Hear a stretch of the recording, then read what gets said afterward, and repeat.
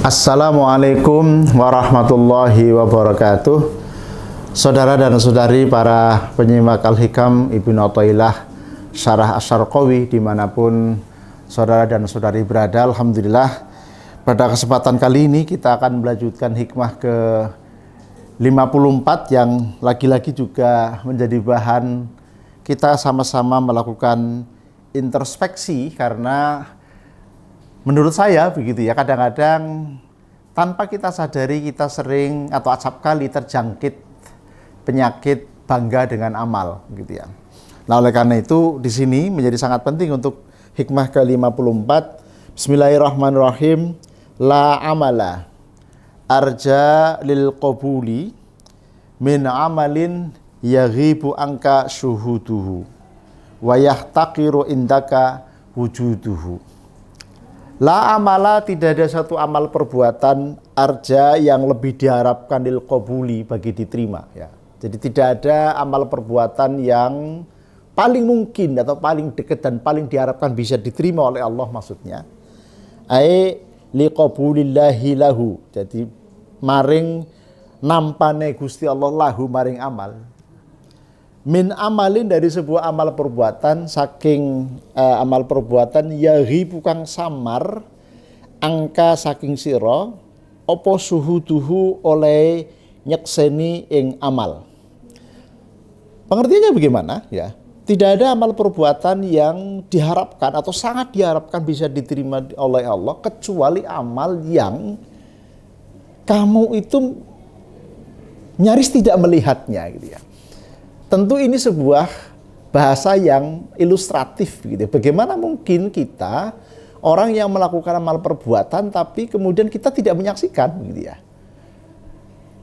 Logika yang kemudian dibangun di dalam Al-Hikam ini adalah banyak di antara kita gitu ya yang terjebak di dalam satu apakah itu penyakit hati mungkin namanya, ataukah kadang-kadang tanpa kita sadari ketika kita beramal begitu banyak, apakah itu amal-amal wajib, sunnah, ataupun juga amalan-amalan yang lain, katakanlah begitu, ketika kita merasa sudah melakukan banyak amal perbuatan, katakanlah begitu ya.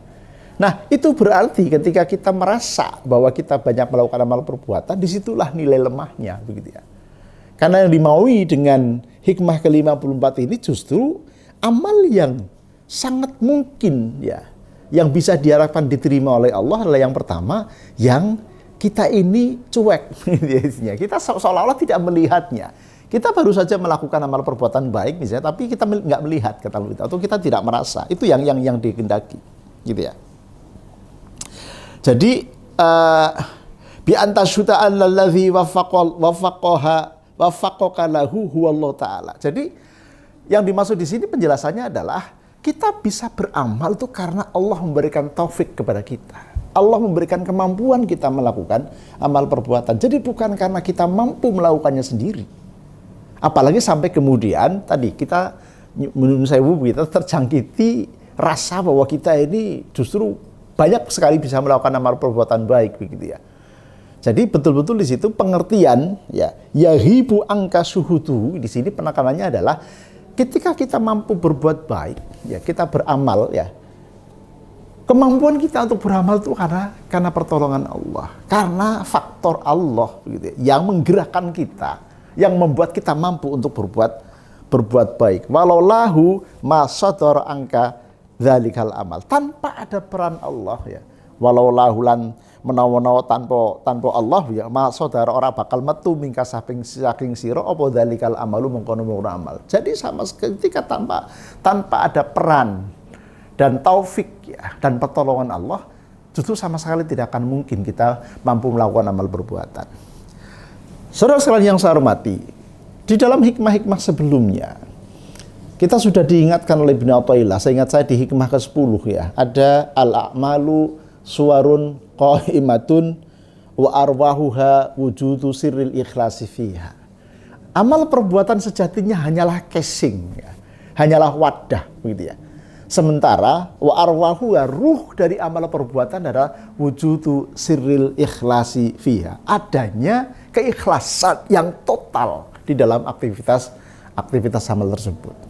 Oleh karena itu ini saya kira, saudara sekali yang saya hormati, hikmah ke-54 ini mengingatkan kita di samping pada hikmah ke-10 yang tadi sudah saya sebutkan adalah agar kita betul bisa ekstra hati-hati. Jangan sampai kemudian kita justru terjebak ya kepada orang yang nyun sewu ya berbangga-bangga dengan amal perbuatannya tadi itu.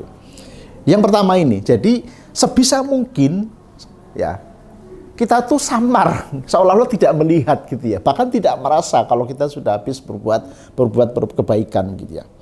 Yang kedua, wayah takiru indaka wujudu, wayah takiru dadi remeh atau remeh indaka mungguwe siro apa wujuduhu wujude amal perbuatan. Sekalipun kita habis melakukan sedekah yang begitu banyak, nyun sewu begitu ya, kita habis infak ke pembangunan masjid misalnya 50 juta misalnya. Itu jangan kemudian justru kita merasa bangga bahwa kita punya kemampuan untuk bersedekah sampai dengan 50 juta. Sebaliknya kita diminta ya oleh hikmah ke-54 ini justru untuk menganggap remeh. Ya Allah kok cuma segitu, ya Allah kalau saya hanya mampu segitu sementara ini ya.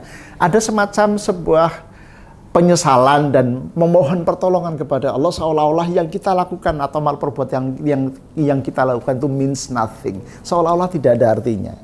Itu yang dimaksud dengan wayah takiru indaka wujuduhu. Bi Allah tak tamida alaihi fi taksili amrin minal umuri, bi Allah tak tamida yang tora tetangginan sapa sira alaihi ngatasi amal fi taksili amrin ing dalem merkolehaken perkara minal umuri saking pira-pira perkara. Contohnya bi Allah ta'tabida, kita sama sekali tidak menggantungkan ya atau tidak berpegangan terhadap amal perbuatan tersebut fi taksili amrin minal umur untuk menghasilkan sesuatu. Disitulah sebetulnya substansi dari ikhlas itu. Al amalu suwarun qaimatun wa arwahuha wujudu sirril ikhlasi fiha, di hikmah ke-10 yang sudah kita bahas beberapa waktu yang lalu. Jadi betul-betul amal merupakan casing dan ruhnya adalah keikhlasan. Wujud implementasi dari keikhlasan itu adalah kita sama sekali tidak punya tujuan apapun selain ya, melakukan amal perbuatan itu hanya untuk Allah Subhanahu wa taala. Bukan anak pamrih apapun, apalagi pamrih yang lain. Termasuk di sini kal wusulu ila Allah taala wal qurbi minhu wa naili darajati wal maqamati li ru'yati taksir fihi. Kal wusuli kaya dene wusul ila Allah maring Gusti Allah taala wal qurbi lan parak minhu saking Gusti Allah wa naili darajati lan marqalah pira-pira derajat wal maqamati lan pira-pira maqam liru yatika krana oleh ndelok sira at-taksira ing remeh fihi ing dalam amal. Jadi jangan sampai kemudian ya diniati untuk memperoleh sesuatu. Termasuk juga jangan juga diniati untuk mendapatkan anugerah dari Allah. Ingat, di dalam beberapa hikmah yang lalu kita sudah dibawa oleh Ibnu Athaillah untuk betul-betul tidak punya pamrih apapun tadi itu. Karena kalau kita melakukan amal perbuatan lalu pamrihnya adalah kita agar kemudian memiliki kedekatan dengan Allah, mendapatkan derajat dari Allah, itu kemudian sudah dianggap memiliki pamrih, bukan semata-mata ikhlas untuk melakukan ibadah untuk Allah. Wa adami salamatihi minal afatil mani'ati min qabulilan oranane selamati amal minal afatil mani'ati saking piro-piro hal ya kang nyegah min qabuli saking den terimane amal. Oleh karena itu sekali lagi saudaraku yang saya muliakan, tidak ada amal perbuatan, ini sebagai closing, tidak ada amal perbuatan yang bisa diharapkan betul untuk bisa diterima oleh Allah kecuali dua. Satu, amal perbuatan yang kita ini melihatnya samar, alias kita itu seolah-olah tidak melakukan, seolah-olah kita itu nggak ngereken lah, orang Jawa bilang gitu ya. Kita habis sholat tahajud, kita habis bersedekah, kita habis melakukan amal perbuatan baik, itu seolah-olah kita nggak melakukan, kita begitu. Karena apa? Karena yang membuat kita mampu melakukan adalah Allah semata. Allah lah yang memberikan taufik, Allah yang memberikan kemampuan kita untuk melakukan amal perbuatan baik tadi. Itu yang pertama. Sedangkan yang kedua, wa yahtaqiru indaka wujuduhu, sebesar apapun amal perbuatan yang telah kita lakukan, kita anggap enteng. Bahkan kita ada penyesalan. Kok saya hanya bisa begini? Kok saya hanya bisa melakukan ini ya Allah? Kira-kira begitu.